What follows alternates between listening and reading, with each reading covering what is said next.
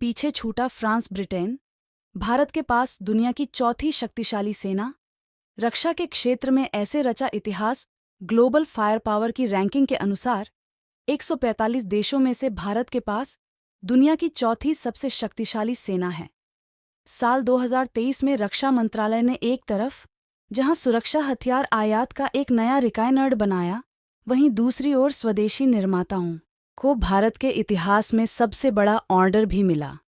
आइए जानते हैं रक्षा के क्षेत्र में इस साल क्या क्या सुर्खियों में रहा। इस साल भी भारतीय सेना ने दुनिया भर में अपनी सैन्य ताकत का लोहा मनवाया। ग्लोबल फायर पावर की 2023 की रैंकिंग इसकी पुष्टि करती है। रैंकिंग के मुताबिक भारत के पास दुनिया की चौथी सबसे शक्तिशाली सेना है। ग्लोबल फायर पावर वेबसाइट दुनिया के देशों की रक्षा संबंधी जानकारी को ट्रैक करती है। इसने दुनिया के 142 देशों की सेनाओं की क्षमताओं का विश्लेषण कर 2023 की रैंकिंग जारी की थी। इस रैंकिंग में भारत की rank United kingdom, France, Pakistan जैसे देशों से बेहतर रही। साल 2023 में रक्षा मंत्रालय ने एक तरफ जहां सुरक्षा हथियार आयात का एक नया रिकॉर्ड बनाया, वहीं दूसरी ओर स्वदेशी निर्माताओं को भारत के इतिहास में सबसे बड़ा ऑर्डर भी मिला। थल, वायु और नौसेना तीनों भारतीय सशस्त्र सेनाओं में भारत में निर्मित हथियारों को शामिल किया गया और आत्मनिर्भर भारत की पहल को बल मिला। आइए जानते हैं रक्षा के क्षेत्र में इस साल क्या क्या सुर्खियों में रहा।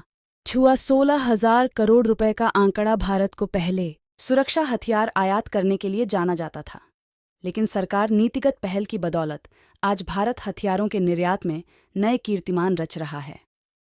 2023 में भारतीय हथियारों का निर्यात रिकॉर्ड 16,000 करोड़ रुपए के करीब पहुंच गया है। यह पिछले वित्तीय वर्ष से लगभग 3,000 करोड़ ज्यादा है। वित्तीय वर्ष 2016-17 की तुलना में 2022-23 में रक्षा निर्यात 10 गुना से ज्यादा की बढ़त दर्ज हुई है। 2016-17 में 1,521 करोड़ रुपए का सुरक्षा निर्यात हुआ था, वहीं 2013-14 में 696 करोड़ रुपए का निर्यात हुआ था। इस तरह से देखें तो डिफेंस सेक्टर में निर्यात के मामले में 10 सालों में 23 गुना बढ़त की बेमिसाल उपलब्धि हासिल की है। यह आंकड़े विश्व के डिफेंस मैन्युफैक्चरिंग सेक्टर में भारत की बढ़ती ताकत का प्रतीक है। दुनिया भर में भारत के बनाए हथियार जैसे ब्रह्मोस मिसाइल, तेजस स्पेसक्राफ्ट की मांग बढ़ी है। 2024 की सरकार की रिपोर्ट के अनुसार भारत की 100 कंपनियां 85 से ज्यादा देशों में भारतीय हथियारों का निर्यात कर रही हैं। आत्मनिर्भर पहल से भारत की विदेशी उपकरण पर भी निर्भरता कम हुई है। थल सेना को मिली एडवांस्ड सैटेलाइट। रक्षा मंत्रालय ने भारतीय थल सेना के लिए GSAT-7B नाम की एक एडवांस्ड कम्युनिकेशन सैटेलाइट को अनुमति दे दी है। यह सैटेलाइट खुफिया संचार में सेना की मदद करेगा। इसके लिए रक्षा मंत्रालय ने लगभग 3,000 करोड़ रुपए का समझौता न्यूस्पेस इंडिया लिमिटेड NSIL के साथ किया है। इस सैटेलाइट को इसरो बनाएगा।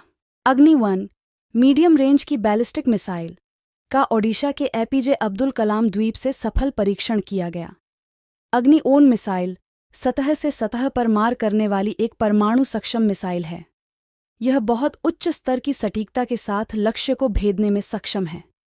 इसे DRDO ने विकसित किया है।